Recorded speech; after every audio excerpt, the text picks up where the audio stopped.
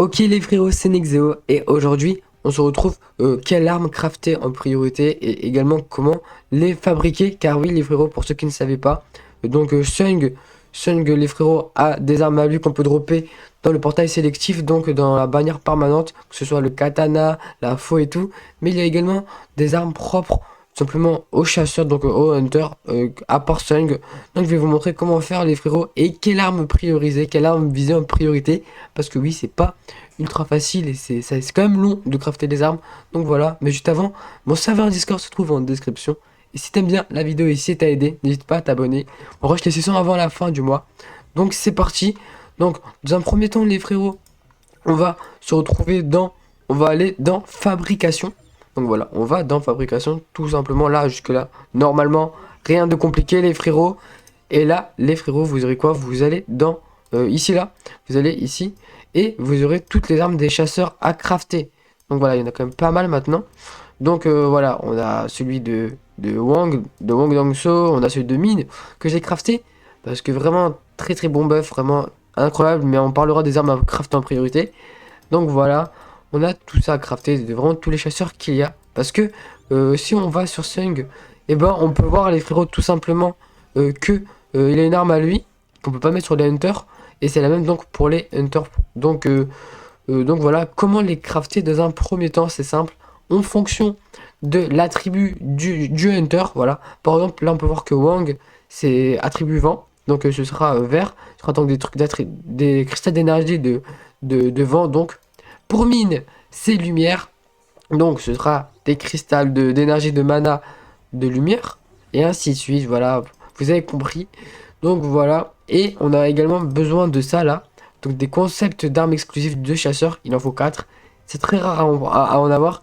Et comment on fait pour en avoir? C'est simple. Bah déjà, vous allez soit dans champ de bataille du temps.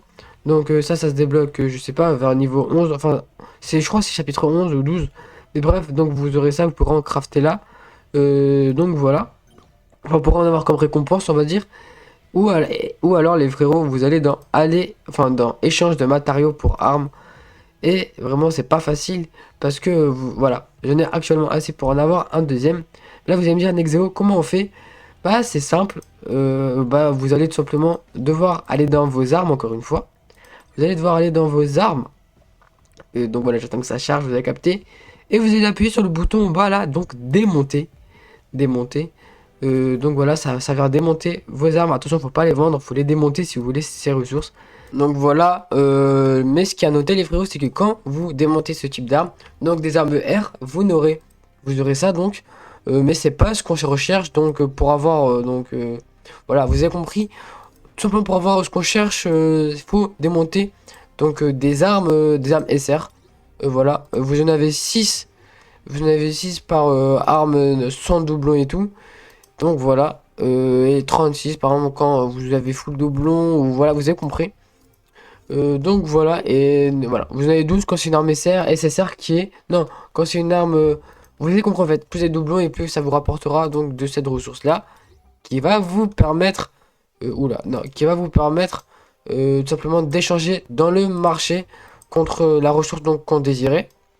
Je vais vous la remontrer. Donc contre la ressource qui va nous permettre de fabriquer des armes donc. Et ça, enfin fabriquer l'arme donc du hunter que vous souhaitez. Donc je reviens ici. Non, c'est pas ici que je veux aller. Voilà, c'est là. Et ça va vous permettre d'échanger ça contre, donc je sais même plus comment ça s'appelle. Concept d'armes exclusives de chasseurs. Donc voilà, pour avoir ça. Mais voilà. Faites attention quand même à ne pas vendre des armes SR qui pourraient vous être utiles. Donc voilà comment on fait. Pour la deuxième ressource qui concerne les armes de chasseur, les frérots, donc on va retourner dans fabriquer nous. Donc c'est ici. On va retourner dans fabrication. Et la deuxième ressource, parce que oui, il n'y a pas qu'une ressource. La deuxième ressource, les frérots, c'est tout simplement ça. C'est ce qu'on appelle donc les cristaux d'énergie de mana sacré. Moi j'en ai actuellement 5 dans mon coffre. Parce que j'ai quand même pas mal usé en vrai. Et soit vous allez au champ de bataille du temps. Pour établir un bon score et tout, qui va vous permettre d'avoir ça comme récompense. Soit vous allez dans échange de matériaux. C'est la même chose vraiment. C'est exactement la même chose. Là il me reste 4 sur 10 comme vous pouvez le voir. c'est la même chose. En vrai, il faut juste démonter des armes SR. Et normalement, des armes R. Et normalement, vous n'aurez pas trop de problème là-dessus. Quand vous êtes un peu avancé, comme moi, parce que bah ça va vite. Il y a beaucoup d'armures dans les invocations, si vous avez invoqué déjà. Donc voilà.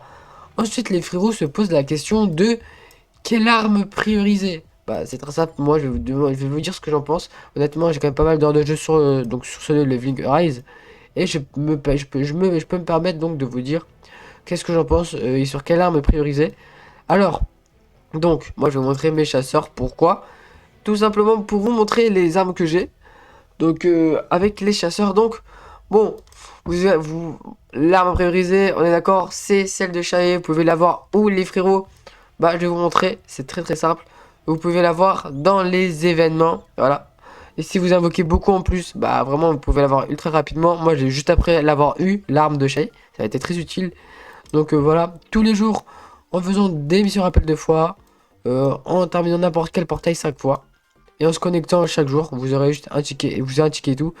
Et pour avoir beaucoup de tickets, donc comme ça, bah c'est très simple, vous allez... moi par exemple j'ai fait plus de 100 invocations. Forcément bah j'ai eu beaucoup de tickets. Ce qui a permis de faire le tour et tout. Et à chaque fois que vous faites un tour, et ben vous aurez l'arme au 5e tour de Shae. Et également vous aurez également une autre fois également les frérots. Vous pouvez en avoir un illimité si vous avez beaucoup de chance. L'arme de Shae, il faut en avoir 100. J'en ai un peu sur 3 parce que j'en ai eu il y a vraiment pas longtemps que j'ai pu fabriquer l'arme. Du coup, bah, à chaque fois que que vous avez fini ça et que vous faites un tour, vous avez 5. Enfin, vous avez donc non, vous avez 4 4 concepts d'armes de Shae. Et là, si vous tombez soit là, vous avez 5 et là aussi 5 voilà. Donc vous avez compris comment faire. Ensuite, vous pouvez le faire les frérots aussi quand même, c'est pas ultra dur, on va dire, c'est assez facile. Vous pouvez l'avoir ici à 1500 points. Vous pouvez l'avoir gratuitement ici.